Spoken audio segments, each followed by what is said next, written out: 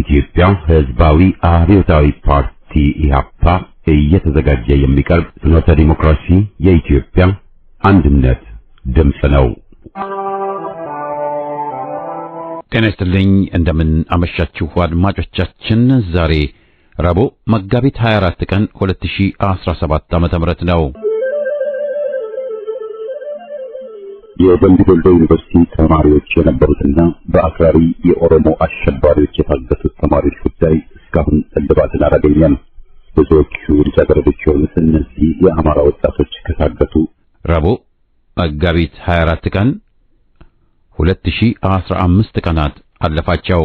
የወጣቶቹ ሰቆቃ ያልቃ እንበል። እስከ መቼ ድረስ በዚህ ይዘለቃል? ኧረ በዚሁ ያለፈው ይበቃል። የኢህአፓን አቋምና ፖሊሲ እንዲሁም ራዕይ በሚገባ የሚተነትነውን በጥያቄና መልስ የቀረበውን ማን ያውራ የነበረ አሰምተን የዝግጅታችን ፍጻሜ ይሆናል።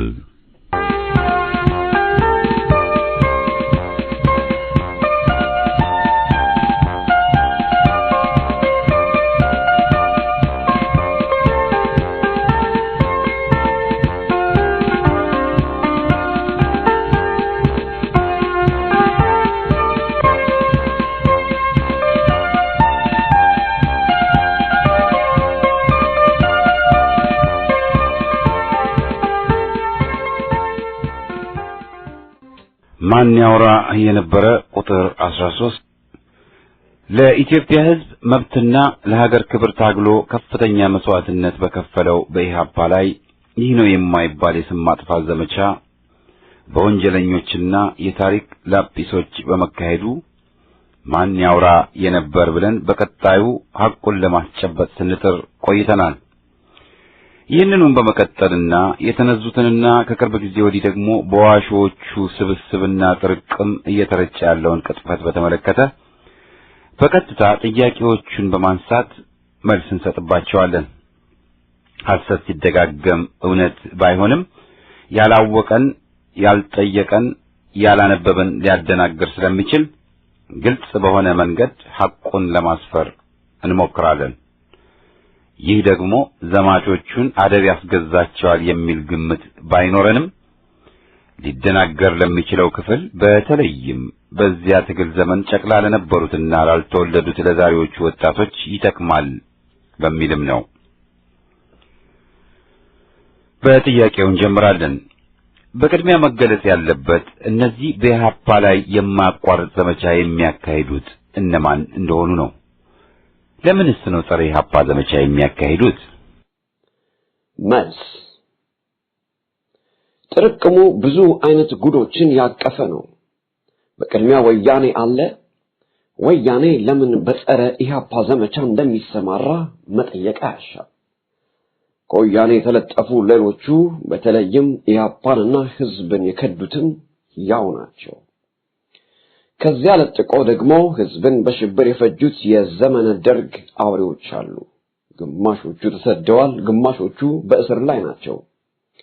አጠፋን ማለቱ፣ ንስሐ መግባቱ፣ ህዝብን ይቅርታ መጠየቁ አልሆነላቸው ብሎ ወንጀላቸውን ይክዳሉ። ግማሾቹ ተደብቀዋል። ታሪካቸው የሚታወቅ አይመስላቸውም። ስለዚህ በሽፋን እየተጠቀሙ ጸረ ኢህአፓ ዘመቻ ላይ ያተኩራሉ። በደርግ ዘመን ወንጀል ፈጽመዋል። በቀይ ሽብሩ ተሳትፈዋል፣ ደግፈዋል። በንጹሃን ደም ተነክረዋል። ዛሬ ታዲያ በየድርጅቱ አባል ነን፣ መሪ ነን ብለው ተደብቀዋል። መጽሔት ያወጣሉ፣ ራዲዮ በባዕድ አገር አላቸው። ያ ያፈሰሱት ደም ያቃዣቸዋል። ኢህአፓ ይቅር ለእግዚአብሔር እንበል፣ ወንጀለኛው ጥፋቱን አምኖ ከተጸጸተ ቢልም እነሱ ይህንን አያምኑም።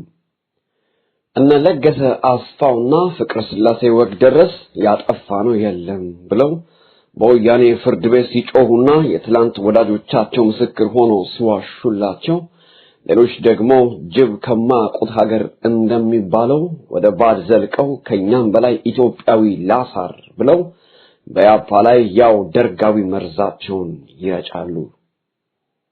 ሽፍንፍኑ ብዙ ነው። ጸረ ወያኔ ጭምብል አጥልቀው በዋና መልኩ ጸረ ኢህአፓ ዘመቻ የሚያካሂዱ የታሪክ ተጠያቂዎች ጥቂት አይደሉም። ኢህአፓ ከጠፋ የአረመኔ ታሪካቸው የሚረሳ ይመስላቸዋል። ትላንት ከሊቀመንበሩ ጋር ወደፊት ብለው ያጓሩ፣ ስልጣን አትልቀቅ ወይ ግደል እንጂ ብለው ያማከሩ፣ ሞት ለነ ኢህአፓ ብለው አረፋ የደፈቁ የቀበሌና ከፍተኛ ታጣቂ ሆነው ግፍ የፈጸሙ የነፍሰ ገዳዮች ቀኝ እጅ ረዳት የነበሩ ወያኔ ባለስልጣን ሲሆን ሄደው ተጎንብሰው የነበሩ ባጭሩ ታሪካቸው የቆሸሸ ሁሉ ዛሬ ያን እርሱልንና የህዝብ መሪ እንሁን ሲሉ ዝም በሉ ባይናቸውና ታሪክን የሚያውቀውን ኢህአፓን በተመለከተ ተኖ ቢጠፋ ደስ ይላቸዋል። ታሪክ እናውቃለን የሚሉ ጥራዝ ነጠቆችም በኢህአፓ ላይ መዝመቱ ዕውቅና የሚያሰጣቸው ይመስላቸዋል። የዚህ ሁሉ ጥርቅም ነው በኢህአፓ ላይ የሚዘምተው። አለ ምክንያት አይደለም ለመዋሸት የተገደዱት። ሌሎች ደግሞ ሐሰቱ ሐቅ እየመሰላቸው በመሳሳት ነው። እስቲ በምስረታው እንነሳና ኢህአፓን የመሰረተው በእውነት ሻዕቢያ ወይም የኤርትራ ግንባሮች ነበሩን? ይህ በተደጋጋሚ የተነገረ ውሸት ነው። ኢህአፓን የመሰረቱት የኢትዮጵያ ተማሪዎች እንቅስቃሴ መሪዎችና አባሎች የነበሩ ኢትዮጵያውያን ናቸው።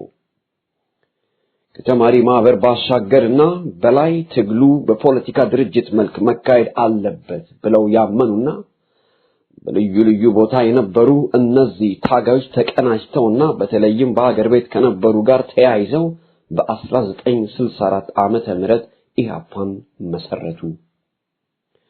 በዚያን ወቅት በኢትዮጵያ ተማሪዎች እንቅስቃሴ አባል የነበሩና ለኤርትራ ነጻነት መታገል ይሉ የነበሩት የኤርትራ ተወላጆች ወደ ሻዕቢያና ጀብሃ ሄደው ተቀላቅለው ነበር።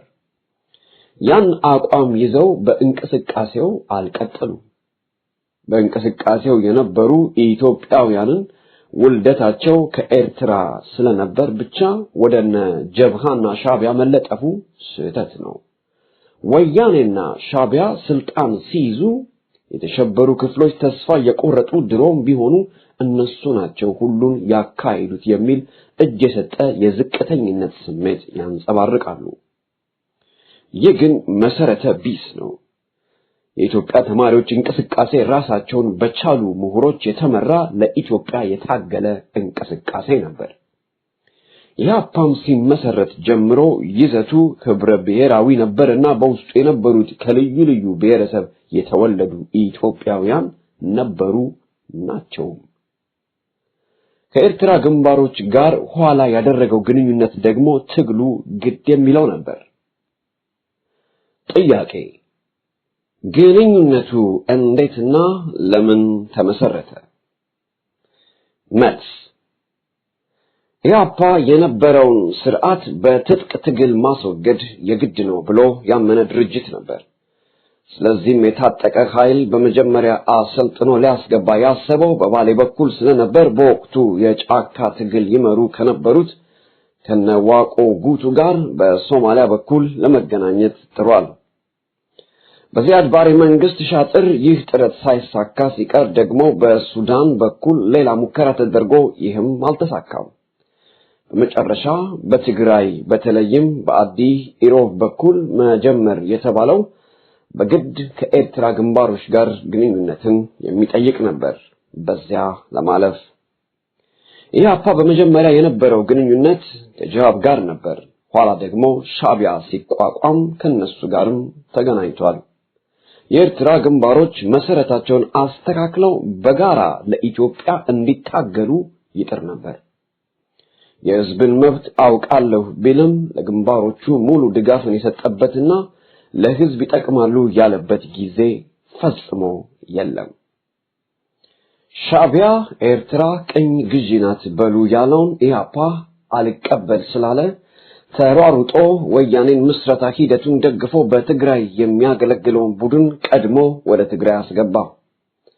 በወቅቱ በሻዕቢያ ውስጥ ችግር ሲፈጠርም የተሻለ አቋም የነበራቸውን መንካ የተባሉትን በምስጢር በመተባበር የተሻለ መስመር ይሰፍን ዘንድ ኢህአፓ በአቅሙ ሞክሯል።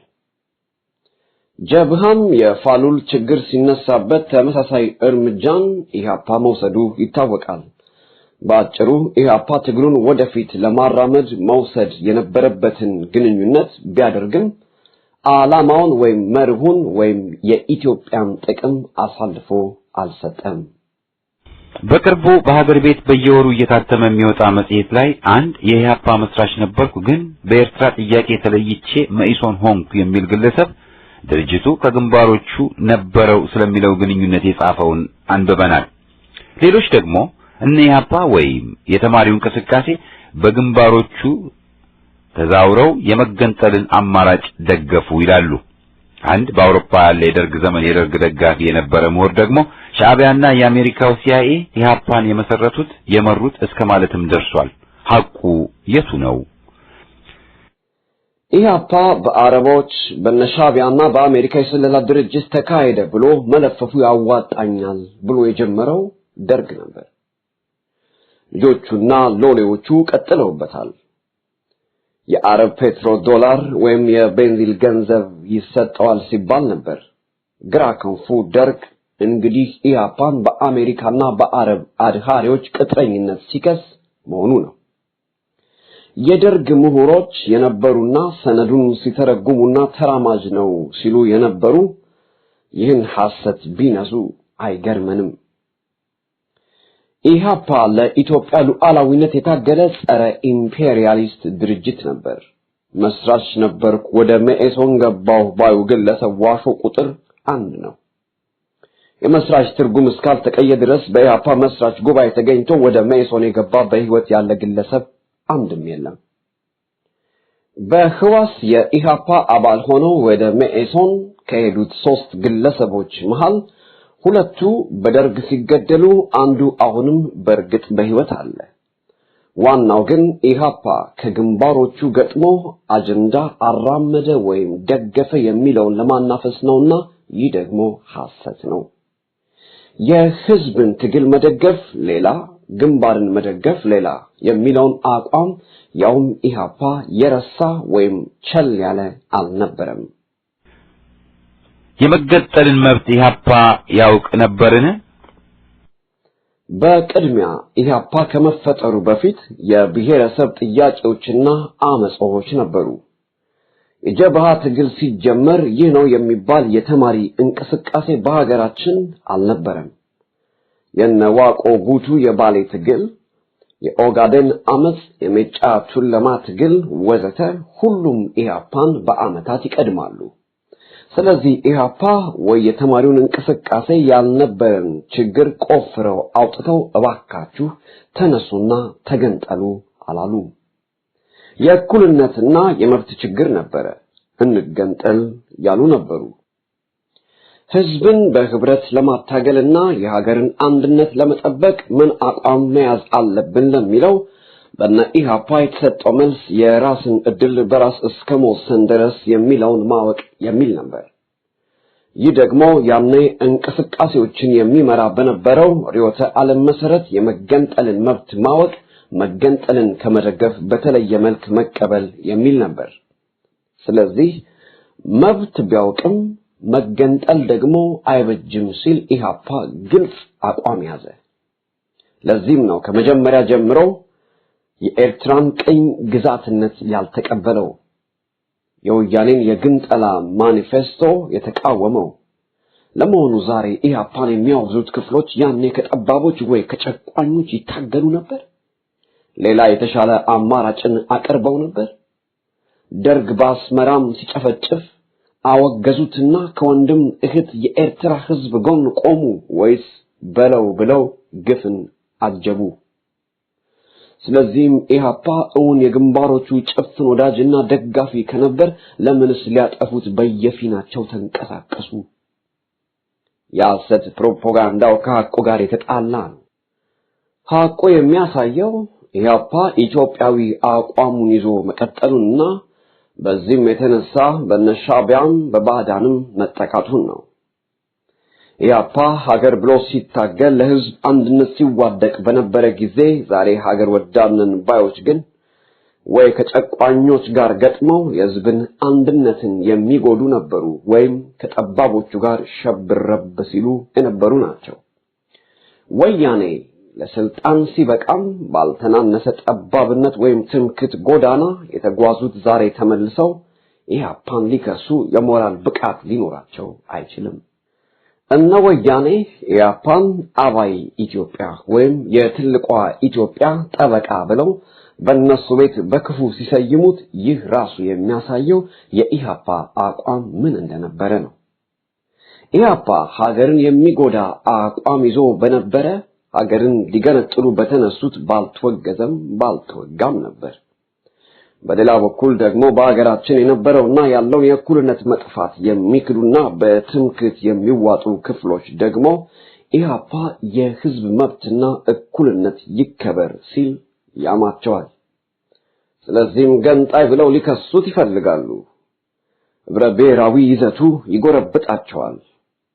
ዛሬ ወያኔን ተቃዋሚ ነን ቢሉም ከወያናዊ ወይም ትምክህተኛ ክፉኝ ተከትበው የዳኑ አይደሉምና አቋማቸው ብልሹ ነው። የአባዬን ለምዬ ባይናቸውና ኢህአፓ ላይ ይዘምታሉ። ኢትዮጵያዊ ጠረን የሌላቸው ድርጅቶች ደግሞ ኢህአፓ ለምን የህዝብን አንድነት ሰበከ በሚል ይዘምቱበታል። የግንጠላ አጀንዳቸውን ስለማይደግፍ ነው።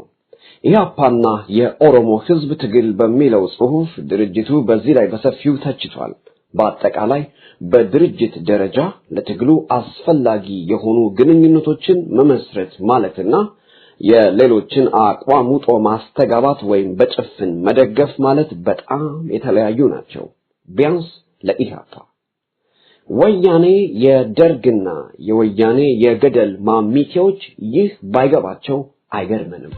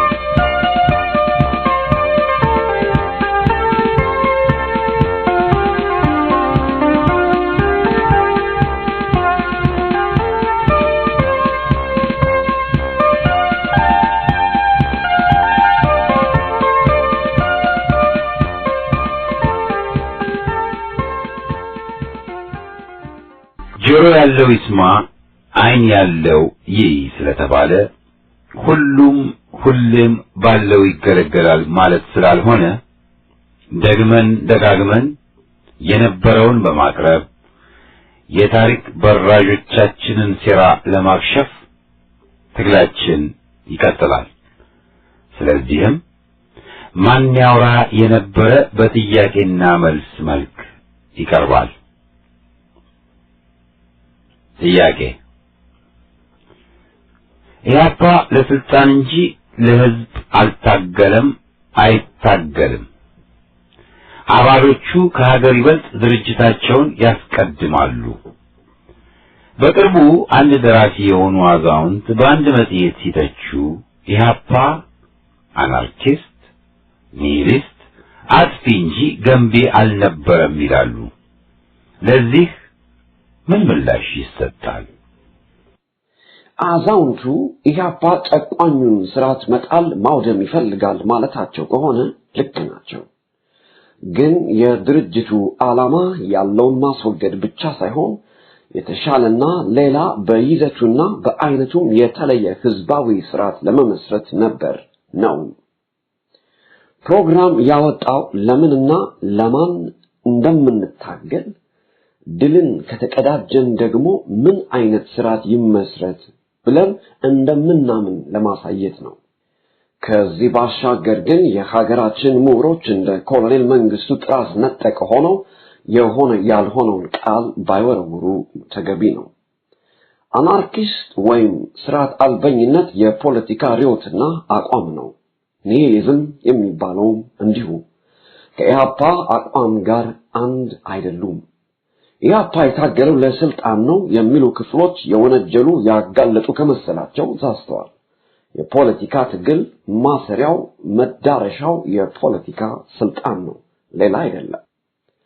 ዛሬ ከወያኔ የምንታገለው ወያኔን ለማስወገድና ስልጣን ለመያዝ ነው። ይህ በአደባባይ የምንናገረው የፖለቲካ ሀሁ ስለሆነ ኢህአፓ ለስልጣን ታገለ ብለው ሊነቅፉ የሚነሱት ስለምን እንደሚያወሩ አልገባቸውም ብለናል። ኢህአፓ ለስልጣን ሲታገል ግን ከሌሎች የሚለየው ወይም ይለየኛል የሚለው ነጥቡ እንበል ለምሳሌ ከደርግና ወያኔ ቡድን የሚለየው ስልጣኑን ለራሱ በቡድን በድርጅት ደረጃ ይዞ ህዝብ ላይ ለመሰየም ሳይሆን ህዝብ የስልጣን ባለቤት እንዲሆን በማድረግ ነው። ማለትም ዴሞክራሲያዊ ስርዓት በማስፈን ህዝብን ባለ ሙሉ መብት በማድረግ መንግስት የሚሆነው አካል ስልጣኑን የሚያገኘው በህዝብ ነፃ ምርጫ ብቻ እንዲሆን በማድረግ ህዝብ ያልፈለገውን መንግስት የማውረድ መብት እንዲኖረው በማረጋገጥ ለዚህ ነው ኢህአፓ የሚታገለው። ስልጣን ግን ካልተያዘ ወይም ህዝብ ወሳኝ ካልሆነ ይህን የተፈለገ ለውጥ ለማምጣት አይቻልም። ስለዚህም ጨቋኙን አስወግዶ ህዝባዊ ስልጣንን ማስፈን የግድ ነው። በየካቲት 66 ዴሞክራሲያዊ መብት ለህዝብ አለምንም ገደብ ብሎ ኢህአፓ ከደርግ ጋር ተጋጨ እንጂ ሹመትና ስልጣን ካካፈልከን ባስፈለገህ ጨቁም ገድብ ብሎ ህዝብን እንደሌሎች አልካደም። ስለዚህም ባለፈው ታሪካችን በወሰድናቸው ተጨባጭ አቋሞች ህዝብ ሊገመግመንና ለግል ወይም ድርጅታዊ ስልጣን አለመቆማችንን ሊመሰክር ይችላል። ስልጣን ለራሴ ያሉ ኢህአፓዎች ድርጅቱን እየከዱ አንዴ ለደርግ ለጥቆም ለወያኔ በግላቸው አደሩ እንጂ ድርጅቱ ለህዝብ ከገባው ቃል ኪዳን ወደ ኋላ አላለም፣ አልካደም። አባሎቹ ደግሞ የትግል ቤታቸው ነውና ተንከባክበው ጠብቀውታል፣ ወደፊትም ይይዙታል። ድርጅታቸውን የሚያፈቅሩትም ለሀገርና ለህዝብ ስለቆመ እንጂ በሌላ ምክንያት አይደለም። ይህ በመሆኑ ድርጅቱን ሲያስቀድሙ ሀገርን ወይም የህዝብን ጥቅም ያስቀድማሉ ማለት ነው። ኢህአፓ የህዝብና የሀገርን ጥቅም አሳልፎ ቢሰጥ በመጀመሪያ ደረጃ አባሎቹ አብረውት አይኖሩም። በአባላቱ ጽናትና ድርጅታዊ ፍቅር የሚረበሹ ክፍሎች ናቸው። ይህን ጽናትና ክፍር ሌላ ትርጉም ለመስጠት የሚፈልጉት ኢህአፓ በሰላማዊ ትግል አያምንም ነበር። በደርግ ላይም ተሽቀዳድሞ ተኩስ የከፈተው ለዚሁ ነው የሚሉ አሉ። ይህ ሐቅ ነው። ኢህአፓ ለትጥቅ ትግል የተዘጋጀው የአጼው ስርዓት ለሰላማዊ ለውጥ በሩን ሁሉ ዘግቶ በነበረ ጊዜ ነው። ደርግ የህዝብን ትግል ፍሬ ቀምቶ ስልጣን ሲይዝ ደግሞ ያለውን አዲስ ሁኔታ በሰላማዊ የፖለቲካ ትግል መለወጥ ይቻል ይሆን ብሎ ሞክሮ ነበር። በሜዳ የነበረ ኃይሉን እንኳን በይፋ ሳያውጅ ጊዜ ከመፍጀቱም ሌላ ባወጣው የፖለቲካ ፕሮግራም መግቢያም ላይ በሰላማዊና ዴሞክራሲያዊ መንገድ መታገል ከተቻለ በዚሁ መንገድ እንታገላለን ብሎ ነበር። ከዚህም ሌላ አላደረገም። በጽሁፍ በቅስቀሳ በየቀበሌው በመሰለፍ ወዘተ ነው የታገለውና ህዝብን ያደራጀው። ኢህአፓ ህዝብን ለትግል በእርግጥ አነሳስቷል። ለዚህ ደግሞ ማንንም ይቅርታ አይጠይቅም። ወታደራዊው መንግስት ግን ህገወጥ ነው ብሏል። ሐቁ ይህ ነበር። ጭቆና ባለበት አመጽ መወለዱ ደግሞ በቅድሚያ ተጠያቂ የሚያደርገው ጨቋኞቹን ነው እንጂ የግፍ ሰንሰለትን ሊሰብር የሚመኘውን ህዝብ አይደለም። ነሐሴ 21 1967 ዓ.ም ባወጣው የኢህአፓ ዴሞክራሲያ እትም ድርጅቱ አቋሙን ሲገልጥ የሚከተለውን አስፍሮ ነበር። የጥቂት አምባገነን መኮንኖች መንግስት ተነስቶ በጊዜያዊ ህዝባዊ መንግስት መተካት አለበት። እዚህም አብዮቱን ጀምረው ያካሄዱትና የደገፉትን ወደፊትም ሊያካሂዱት የሚችሉትን የህብረተሰብ መደቦችና ኃይሎች የሚወክል ህዝባዊ አብዮታዊ ሸንጎ መቋቋም አለበት ካለ በኋላ የሸንጎውን ይዘት በተመለከተ በዝርዝር አስፍሯል።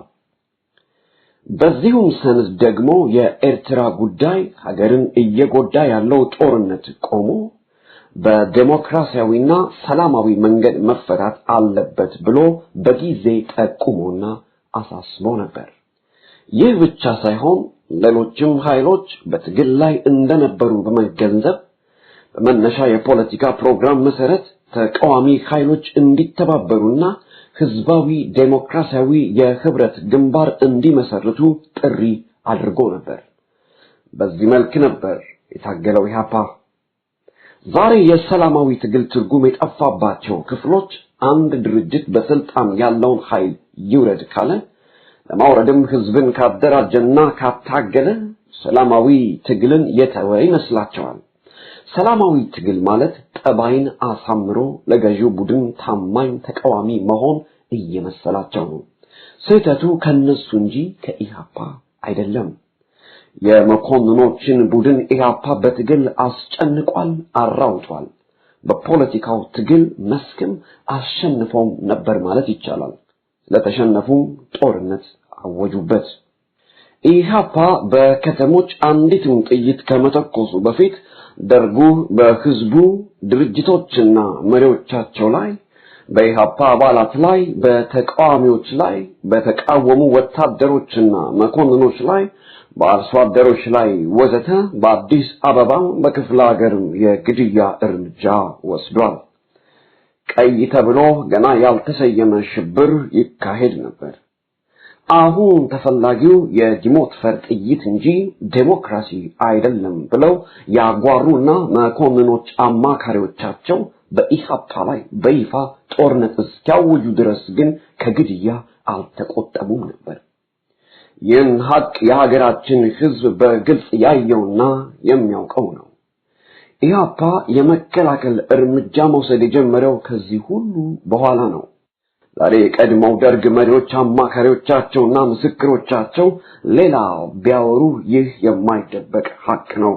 በሰላም የታገላቸውን ህዝብና ድርጅት ሊያጠፉ አሲረውና ጦርና ነፍሰ ገዳዮች አሰማርተው ፍጅት አካሂደዋል። ዛሬም ያን ፍጅትና ወንጀል ክደው ተጠያቂውን ኢህአፓ የሚወነጅሉ ያው ባዳቆናቸው ስህተትና ጥፋት ሲቀጥሉ እንጂ ከሀቅ ሲታረቁ አይደለም። ወያኔም ለስልጣን ሲበቃ ኢህአፓ በሰላም ለመታገል ያለውን ፍላጎት በይፋ አሳውቆ ነበር። የወያኔን አሉታዊ ምላሽ ግን ህዝብ የሚያውቀው ነው። አሁንም ቢሆን ኢህአፓ በህብረት ከሌሎች ጋር ሆኖ በሰላማዊ መንገድ ለመታገል ያለውን ፍላጎት ያደናቀፈው የወያኔ አምባገነናዊ ቡድን ነው። የኢህአፓና የደርግ መኢሶን ሆነ ከወያኔ ጋር ያለው ጠብ የፕሮግራም ሳይሆን የስልጣን ሽሚያ ነው የሚሉ አሉ። ይህ እውነትነት አለው? አንድ ትልቅ የአብዮት መሪ የነበሩ ሰው ያላነበበና ለማወቅ ያልጣረ የንግግር የትችት መብት ሊኖረው አይገባውም ያሉትን ያስታውሳል። ይህ ክስ ደርግም መኢሶንም ኢህአፓም የግራ ክንፎች ነበሩ ቢባልም አቋማቸውና ፕሮግራማቸው አንድ አልነበረም። ያነበበ ሊረዳው ይችላል። አንዳንድ ጸረ ግራ የቀኝ ኃይሎች ግን እሳት ካየው ምን ለየው ይሉና ሁሉም ያው ናቸው በማለት በስንፍና ደምድመው ይሳሳታሉ። ሌላውን ግን ማሳሳት ፈጽሞ አይችሉም። ነገሩ የዓለም አድሃሪ ቀኝ ኃይሎች አንድ አይደሉም። ካፒታሊስት ስለተባሉ በኖርዌይና በአሜሪካ በፈረንሳይና በጣሊያን ያሉት ስርዓቶች ወይም ኃይሎች አንድ ወጥ አይደሉም። በደርግና በኢህአፓ መሃል የማይታረቅ መሰረታዊ ልዩነቱ ብዙ ነበር። በኢህአፓና በወያኔ መሃል ገና ወያኔ ትግራይ ተገንጥላ ሌላ ነፃ መንግስት ትሁን ካለበት ጊዜ ጀምሮ በአገር ጉዳይና በህዝብ መብት ጉዳይ መሰረታዊ ልዩነት ለግጭትም ያበቃ ቅራኔ ነበር፣ ዛሬም አለ። ስለዚህ ግጭቱ በመሰረታዊ የፖለቲካ የአቋም ልዩነት እንጂ በባዶ አልነበረም አይደለምም። ዛሬም ቢሆን በድርጅቱ መሃል ያሉት ልዩነቶች ተወግደው በህብረት ተያያዙ የሚል ጥሪ ቢኖርም በድርጅቱ መሃል ያሉ የአቋም ልዩነቶች ሊካዱ አይገባም። ዋናው ትኩረት መሰረታዊ ባልሆኑ ልዩነቶች መለያየትና መቃቃር አይገባም በሚለው ላይ ነው። ዋና ትኩረት ሀገር በአደጋ ላይ ስለሆነች እሷን በማዳን ላይ ሆኖ የፕሮግራም ልዩነት ዋና ቦታ አይሰጠው ለማለት እንጂ የማይናቁ የአመለካከትና የአቋም ልዩነቶች ዛሬም አሉ። ኢህአፓ ትመስረት የሚላት ዴሞክራሲና ህዝባዊ ኢትዮጵያ ሌሎች ከሚሉትና ከሚፈልጉት የተለየች ልትሆን ትችላለች። መስማሚያው ዋና ነጥብ ግን በጋራ የወያኔን አገዛዝ ማስወገድና ህዝብ የትኛው ይበጃል ብሎ እንዲመርጥ መብትን ማረጋገጥ የሚለው ላይ ሊኖር የሚገባው ስምምነት ነው።